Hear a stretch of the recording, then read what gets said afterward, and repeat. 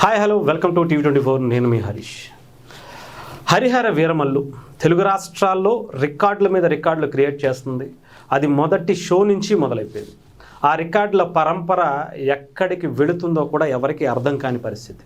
పవన్ కళ్యాణ్ గారి మేనియా మన తెలుగు రాష్ట్రాల్లో ప్రజలకి, అభిమానులకి చాలా బాగా తెలుసు. ఆయన ఒక హిట్ ఇస్తే ఏ రకంగా ఉంటుందో చాలా సందర్భాల్లో చూసాం. అది పెద్ద విషయమే కాదు, ఎందుకంటే పవన్ కళ్యాణ్ గారికి హిట్లు ఫ్లాపులు పెద్ద కేర్గా తీసుకోరు. ఎందుకంటే చాలామంది, నేను ఒక సందర్భంలో ఈవెన్ నేను కూడా నా బండి మీద ఒక స్లోగన్ రాసుకున్నా హైదరాబాద్లో ఉండేటప్పుడు, hit or flop but I don't care, I'm proud to be a fan of Pawan Kalyan అని. దానికి అప్పట్లో ఉన్నప్పుడు ఆయన అప్పుడు సినిమాల్లో ఉన్నారు కాబట్టి, రాజకీయాల్లోకి వచ్చిన తర్వాత కూడా అదే విధంగా ఆయన ఇప్పటికీ ఆయన అభిమానులు అదే స్థాయిలో ఉంటారు. హిట్ని ఫ్లాప్ని ఎవ్వరూ కూడా వాళ్ళ తలకెక్కించుకోరు. ఆయన అభిమానులు లేదా జన సైనికులు లేదంటే ఆ పార్టీ నాయకులు కావచ్చు, ఎవరూ కూడా హిట్ని ఫ్లాప్ని లేదా ఓటమిని విజయాన్ని ఏదైనా సరే ఒకలాగే తీసుకుంటారు. అయితే ఇప్పుడు నేను ఇది ఎందుకు చెప్తున్నాను అంటే, హరిహర వీరమల్లుని ఎంత తగ్గిద్దాం అనుకున్నా ఆ రికార్డులు మాత్రం పరంపర కొనసాగుతుంది. ఇది ఎక్కడి వరకు వెళ్ళిపోయిందంటే నార్త్ ఇండియాలో ఢిల్లీ వరకు వెళ్ళిపోయినట్టుగా కూడా తెలుస్తుంది. చెప్పాలంటే నార్త్ ఇండియాలో నిన్నటి నుంచి ఊహించినటువంటి రిజల్ట్ వస్తున్నాయట. ఎవరి వీరమల్లు, ఎవరి పవన్ కళ్యాణ్ అనేది ఇంతకు ముందే వాళ్ళకి పరిచయం అయిపోయారు. పొలిటికల్గా పాన్ ఇండియా స్టార్ అయిన పవన్ కళ్యాణ్ గారు మోదీ గారు పొగిడారుగా, మనందరికీ తెలుసు. ఆంధీ అని పిలిచారు. ఆ ఆంధీ ఎవరా అని గూగుల్లో కావచ్చు అన్నింటిలో సెర్చ్ చేసి మరీ నార్త్ ఇండియన్స్ చూశారు. ఆయన ఇంపాక్ట్ ఏంటో మహారాష్ట్ర ఎన్నికల్లో చూసాం, రేపు తమిళనాడు ఎలక్షన్స్లో కూడా చూడబోతున్నాం.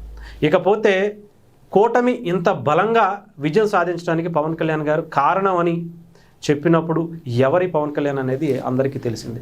అలాంటి వ్యక్తి నుంచి వచ్చినటువంటి హరిహర వీరమల్లు, అది కూడా సనాతన ధర్మం కోసం పోరాడేటువంటి ఒక యోధుడి కథని ఎంచుకుని ఆయన రావటం, అది కూడా ఔరంగజేబు లాంటి ఒక విలన్ని ఎంచుకుని, అప్పటికే హిందుత్వం మీద చాలా బలంగా నిలబడేటువంటి నార్త్ ఇండియన్స్ ఉన్నారు. వాళ్ళకి ఈ టాపిక్ అంటే చాలా ఇష్టం.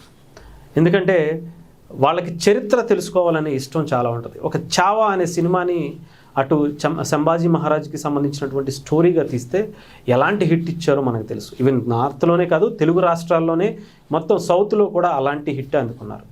అలాంటి మరొక వీరుడి కథ వీరమల్లు వస్తుంటే, హరిహర వీరమల్లు వస్తుంటే వాళ్ళు మామూలుగా ఎగ్జైట్ అవట్లా. పవన్ కళ్యాణ్ గారి సినిమాకి అమాంతం ఇప్పుడు ఉన్నటువంటి సాటర్డే సండే ఏదైతే శనివారం ఆదివారం సెలవులు కావడంతో జనాలు థియేటర్లకి పోటెత్తుతున్నారట. డెఫినెట్గా ఒక వీరుడి కథ మనం చూడాలి, ధర్మం కోసం నిలబడేటువంటి ఒక పవన్ కళ్యాణ్ గారు లాంటి సినిమాని మనం చూడాలి. ముఖ్యంగా ఆంధీ అని మోదీ గారు చెప్పినటువంటి వ్యక్తి సినిమా చూడాలి. ఇది నార్త్ ఇండియాలో ఉన్నటువంటి ప్రజెంట్ సిచ్యువేషన్. సో ఇప్పటిదాకా తెలుగులోనే పవన్ కళ్యాణ్ గారికి ఇన్ని రికార్డులు సృష్టిస్తే, నార్త్లో కూడా సినిమాకి రావడానికి ఎగబడుతుంటే ఇంకా ఎలాంటి రికార్డులు వస్తాయో ఆలోచించండి. అంటే ఒక స్మగ్లర్ని హీరోగా పెట్టి సినిమా తీస్తేనే కొన్ని కోట్ల రూపాయలు వసూలు చేస్తే, ఒక ధర్మం కోసం, సనాతన ధర్మం అంటే ఏంటో ప్రజలకి తెలియజేయడం కోసం అప్పుడు హిందువులు పడినటువంటి బాధలు చూపించినటువంటి పవన్ కళ్యాణ్ గారు, ఆ సినిమా డైరెక్టర్ అలాంటి స్టోరీని ఎంచుకున్నప్పుడు ఆ సినిమాని చూడడానికి ఎలా వస్తారో ఊహించుకోండి. సో డెఫినెట్గా పవన్ కళ్యాణ్ ఒక మ్యాసివ్ హిట్ అయితే అందుకోబోతున్నారు. అది కూడా నార్త్లో, ఎస్పెషల్లీ అటువంటి మహారాష్ట్ర కావచ్చు, అటు గుజరాత్ కావచ్చు, ఇలాంటి ఏరియాస్లో, ఉత్తరప్రదేశ్ లాంటి ఏరియాస్లో కూడా పవన్ కళ్యాణ్ గారి మేనియా కొనసాగుతుంది. రేపటికి రికార్డులు అంటే కలెక్షన్స్ భారీగా పెరిగేటువంటి అవకాశాలు కూడా చాలా భారీ ఎత్తున ఉన్నాయట. ఈ రోజుకే అక్కడ హౌస్ఫుల్ కలెక్షన్స్ నడుస్తున్నాయట. చాలా తక్కువ థియేటర్లో రిలీజ్ చేస్తే ఇంకొన్ని థియేటర్స్ పెంచడం కూడా జరిగిందని కూడా చెప్తున్నారు. సో ఈ ఒక్క విషయం చాలు పవన్ కళ్యాణ్ గారి క్రేజు, హరిహర వీరమల్లు క్రేజ్ ఎలా ముందుకు వెళ్ళబోతుంది అనేది ఊహించడానికే చాలా అద్భుతంగా అనిపిస్తుంది.